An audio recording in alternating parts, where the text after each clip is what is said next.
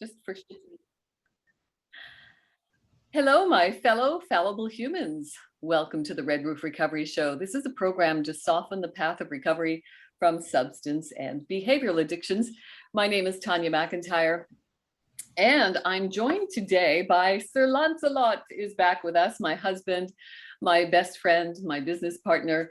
Lance brings a family member perspective to our recovery business, having lived with me through my addictions for most of my adult life and most of our partnership.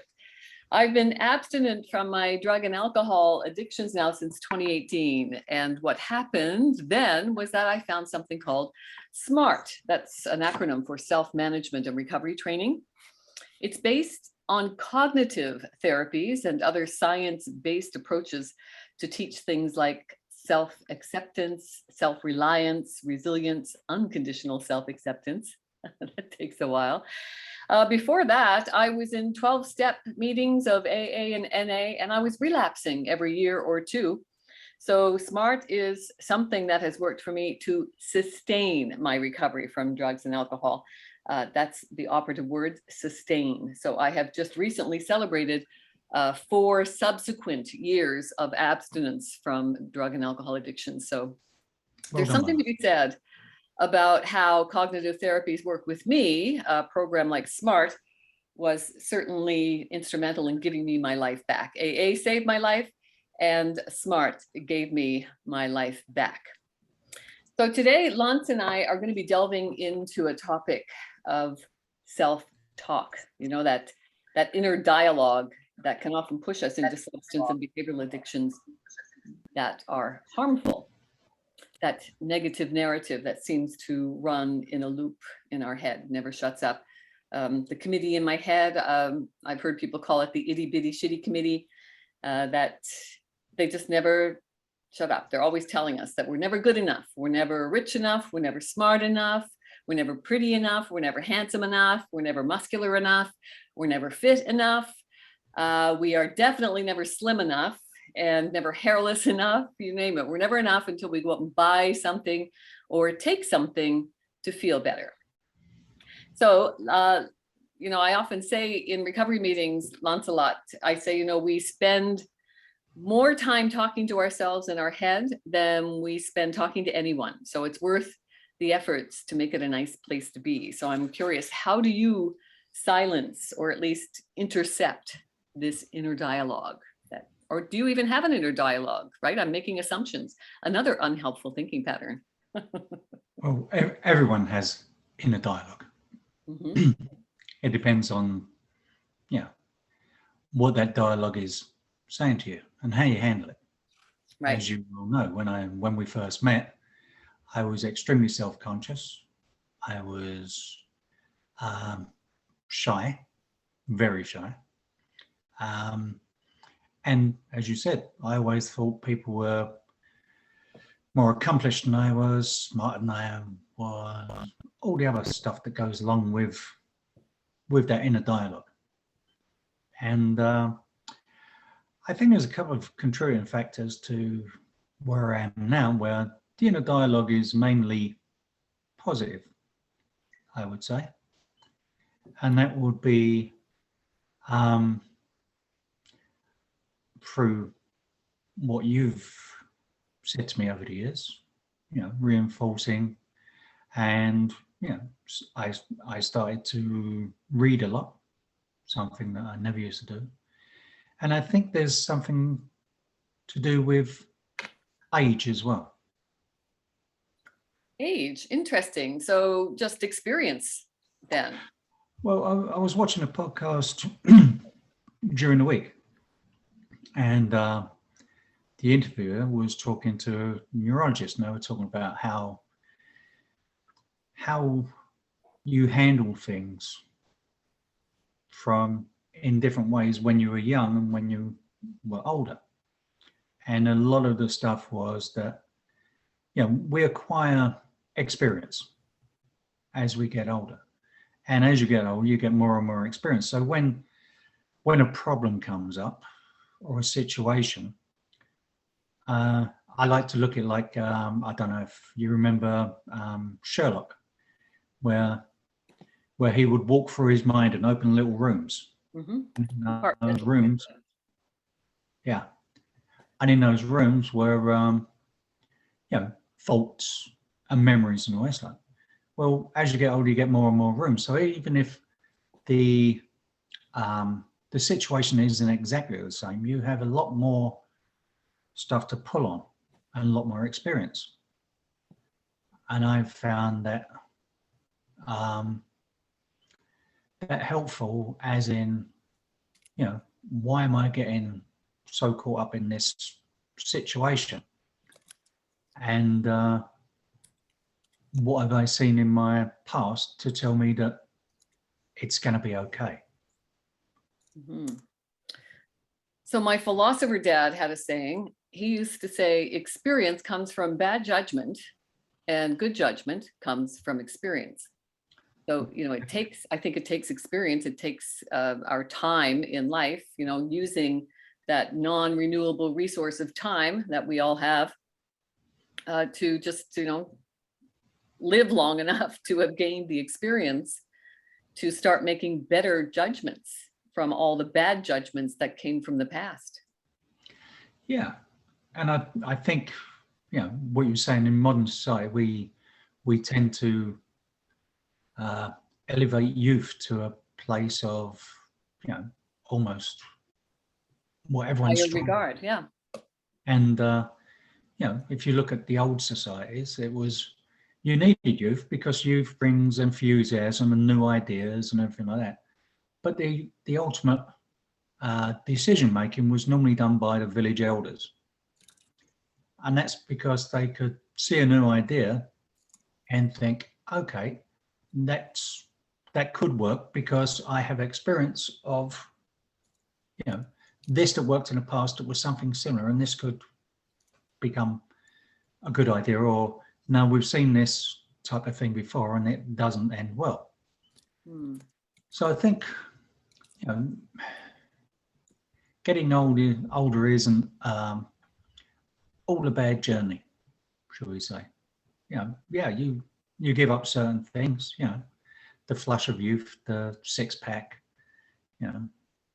the being able to party all night and go to work the next day, all that type of stuff. You give that up, but what do you get in return? Experience. And I think more level-headedness. Is it a foregone conclusion that you arrive in that place? No, I don't think it is, because you need to work on it. Well, I think I managed my addictions for so long in my youth because of that, right? I had the energy reserves. I had the youth working for me that I could drag my ass through the day hungover when I was younger. So I was what one would call a functional addict. And, I managed to do that for the better part of 2 decades. I maintained, a middle to upper class lifestyle with a progressive career, what was deemed to be by society an acceptable and a noble career. There was once a time, I think in the 70s and 80s, that journalism was a noble thing to do. Not anymore. I'm glad I got out of it when I did. And, certainly paying penance now for taking part of that perpetuation of what I call the FUD factor, fear, uncertainty, and doubt, that is perpetuated by mainstream media. And I think part of that negative narrative comes from those messages. Last statistics I heard, we are now inundated with 3,000 messages a day. So we're all spending at least a third of our lives in front of a screen, right? You got 24 hours in a day divided by 3. That's 8 hours at work. Average. So that's at least a third of our day spent in front of a screen, depending on what it is you do. If you're not in front of a screen at work, you're probably in front of a screen sometime during your leisure time. Yep. But it's average that we're getting 3,000 messages every day. Now, whether you're picking those up through osmosis, you've got something playing in the background, whatever, you're passing billboards as you're on your commute. 3,000 messages every day we are seeing now, and they're all telling us that we're not good enough. We're inferior until we go out and buy something or take something to feel better. And I think the inability to sit with discomfort, to delay that gratification is getting more pronounced in our life now, because we're in a society where we got a 24/7 hypodermic needle of digital information being pumped into us.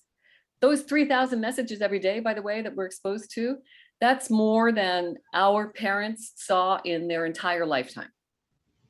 Yeah, and our parents grew up with the advent of radio and TV. If you go back a couple of generations, the only place you got advertisements was through periodicals or newspapers coming through your door. Yeah. Or billboards, but I don't think they have. We've never been exposed to the talking heads that we are now. I mean, right. Everything talks at us now. You go to some gas pumps and it's talking at you. And as you say, normally it's to sell you something, which feeds into the thing, if I don't have this, life isn't as good as it could be if I did have it, which most of the time, as you well know, like it's untrue. Yeah. Because most stuff you buy, I mean, look at Christmas. I love Christmas. I actually love the build up to Christmas. Christmas Day, as soon as Christmas Day hits, it's a non-starter for me. Right. It's the build up. It's the, like you say, delayed gratification. It's not about presents or anything. It's about the feeling and the expectation, and being with family and friends and all that good stuff. But if you look at Christmas, it's all everything is trying to sell you something, and as soon as you get it, most of the stuff you get goes in a cupboard and you forget about it. Right. And then you donate it or you throw it out or have a go. You store it somewhere, right? I mean, even the size of our homes in the last 2-3 decades have tripled. The average square footage of a house used to be about 1,000, 1,200 square feet. Now it's over 3,000. Well, you grew up in North America, where I didn't, and where we now live. When did the advent of these huge storage places for stuff that you can't? It's a multi-billion-dollar industry now. Storage. Absolutely, good point. Stuff that we've bought to make us feel better, and then don't use. Yeah, so but pay monthly to store it just in case we might need it one day. Yeah. We're processing 60 to 70 thoughts every day. Our brain is, like a memory bank, right? So all of those thoughts are being regurgitated from the past, right? It's just drudging up the past and just running that in a loop in our head as well. It's just all the stuff from the day before that. They're all the same thoughts, just regurgitating from the past. And that's feeding that negative narrative. We call it in recovery circles, we call it ANTs, automatic negative thoughts. ANT is the acronym. Automatic negative thoughts. So how do we intercept them? What do we do about them? Because it's a default that we tend to run on. It's come from evolution. Our ancestors, the hunter-gatherers, when the hunters went out, they were filled with negative thoughts that, am I going to live through this hunt? Is the animal going to win this time? And then the female population of those tribes were going out to gather. So they were consumed with negative thoughts. Am I going to be bitten by a poisonous snake? Are the berries that we're picking going to be poisonous?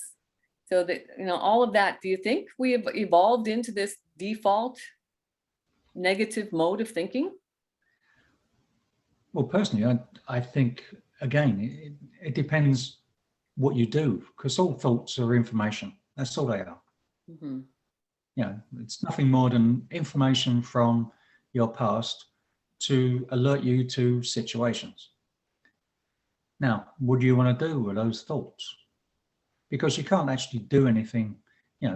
If you worry about, I might have said this a wrong thing in a meeting 4 days ago, and you're ruminating and it's taking your thoughts over, what can you actually do about that? It's done. It's there. There's nothing you can do about it apart from learn from it. Right.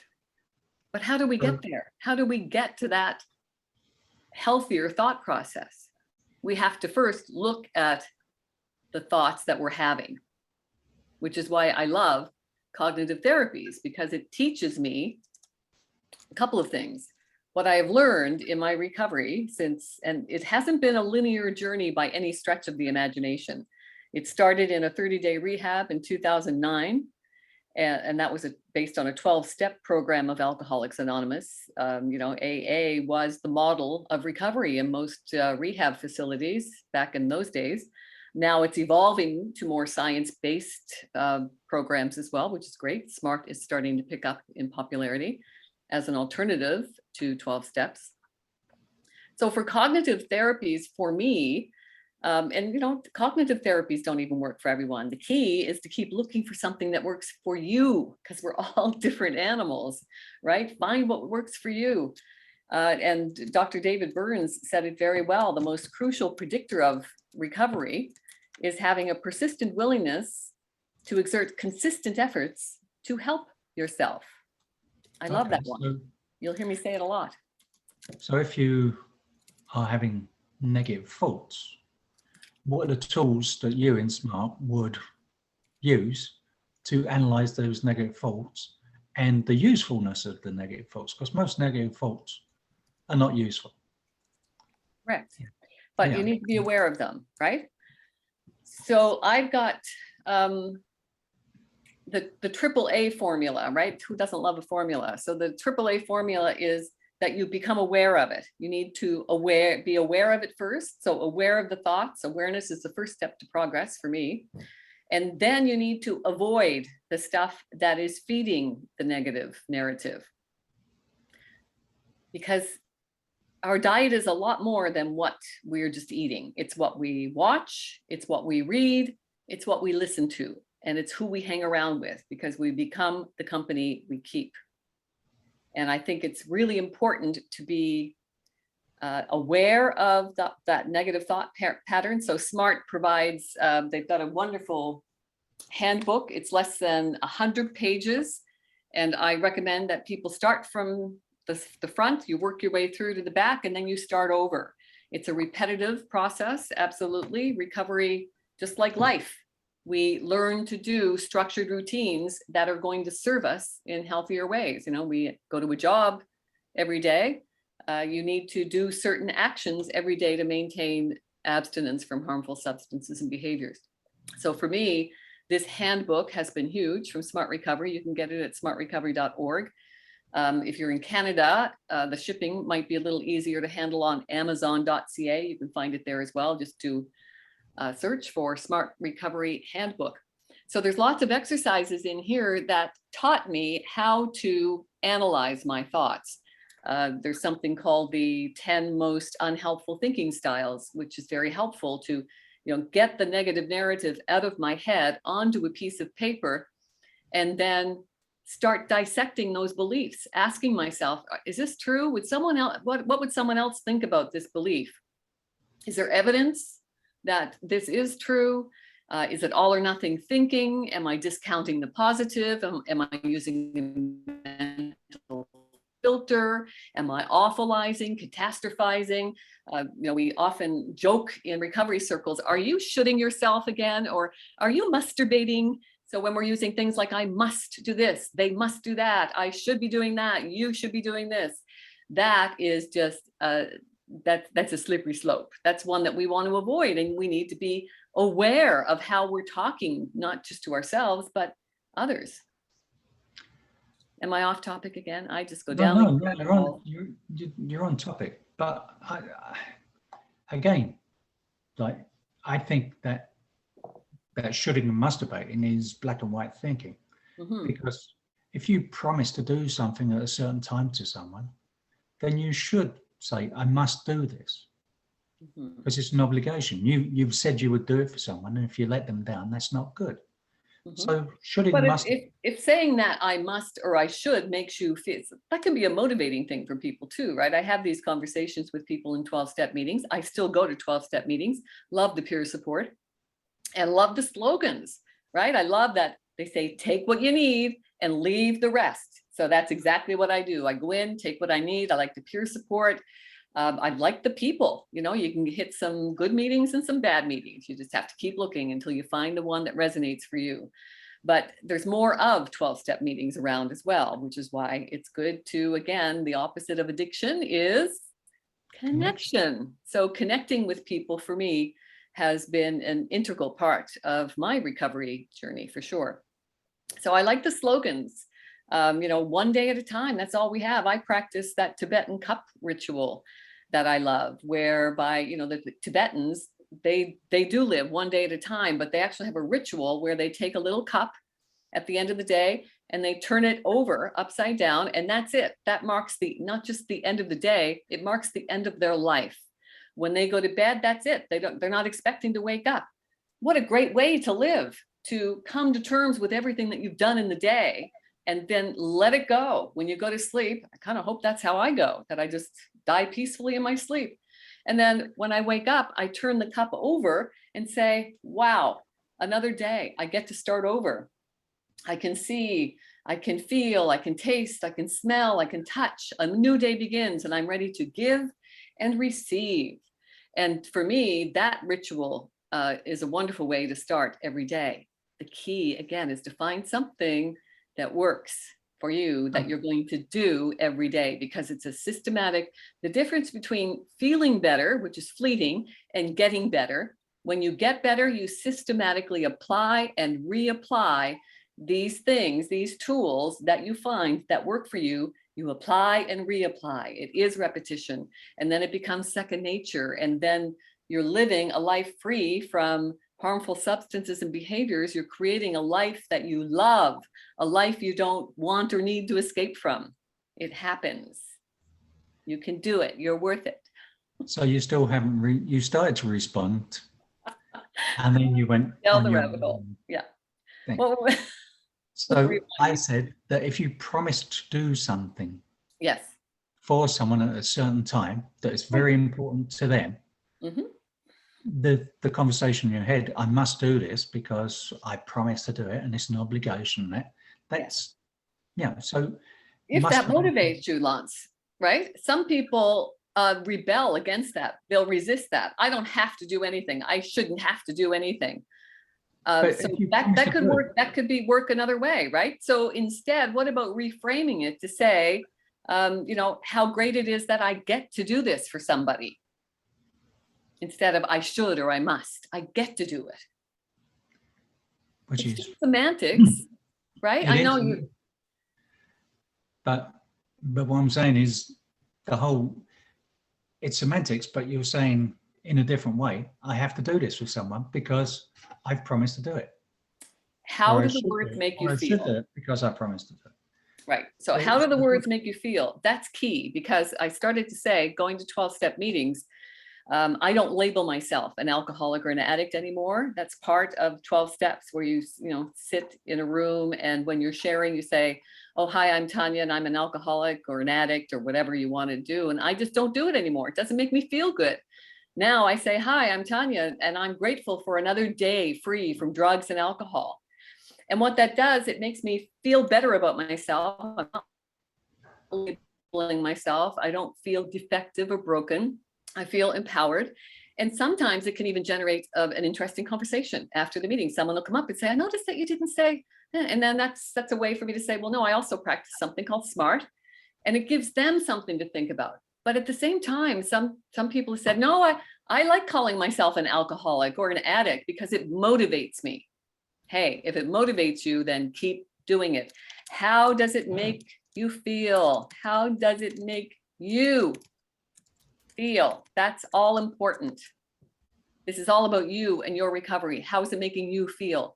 How are the words you're speaking feeding the thoughts that you're having? Because the words and thoughts will feed our emotions, our moods, and then all of that combined will feed into our behaviors.